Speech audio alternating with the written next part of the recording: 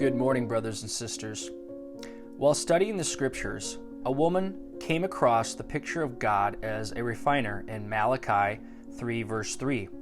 She visited a silversmith to learn more about the process of refining silver. After the silversmith had described the refining process to her, she asked, "Do you sit while the work of refining is going on?" The silversmith replied, "Oh yes, madame. I must sit with my eyes steadily fixed on the furnace, because if the refining time is exceeded in the slightest degree, the silver will be damaged." The lady at once saw the beauty and comfort found in the picture of God as our refiner and purifier. When God sees it needful to put his children into a furnace of affliction or testing, his eye is steadily intent on the work of purifying, while his wisdom and love are both engaged in the best manner for us. Our trials do not come at random and will not let us be tested beyond what we can endure. Before she left, the lady asked one final question.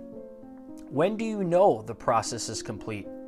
The silversmith smiled and said, "Why, that's quite simple. When I can see my own image in the silver, the refining process is finished." As someone else has said, the face of Jesus must be very near our own when the thorns from his crown of suffering are pressing our brow and hurting us. Suffering develops contentment even when we are in need, Philippians 4:12. Suffering produces perseverance, which in turn makes us emotionally mature and morally complete, James 1 verse 2. Suffering produces endurance, which is a catalyst to refining our character and renew our hope, Romans 5 verse 3. Suffering will be used by God for our good, Romans 8:28. Suffering gives Christians the opportunity to show care toward other Christians who suffer, 1 Corinthians 12. Suffering endured produces compassion that equips us to comfort others, 2 Corinthians 1 verse 3. Suffering is used by God to change our perspective, for it can reveal Jesus who is living within us, 2 Corinthians 4 verse 8. Suffering prepares great eternal glory for us, 2 Corinthians 4:16. Suffering creates a hunger in us for heaven, where there will be no more suffering, Revelation 21 verse 4. Suffering for living right in God's sight produces and promises great future divine blessing, Matthew 5 verse 10. Suffering proves our faith is genuine, 1 Peter 1 verse 6. And lastly, suffering with perseverance will be repaid with the crown of life, James 1 verse 12. Therefore we do not lose heart. Even though our outward man is perishing, yet the inward man is being renewed day by day.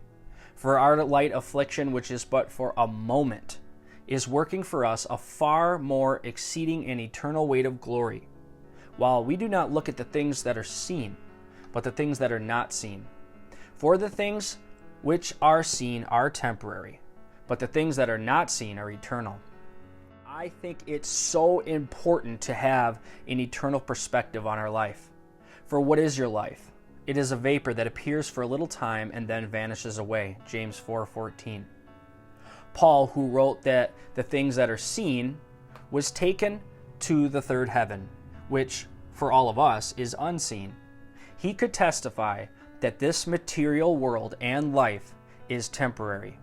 When you begin to look at your life with this kind of view, you will be able to say, "For I consider that the sufferings of this present time are not worthy to be compared with the glory which shall be revealed in us," Romans 8:18.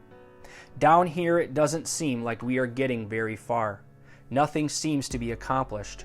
But over yonder, where we can't see, the great flood tide of suffering is washing in a great wave of glory, which shall be revealed in its time.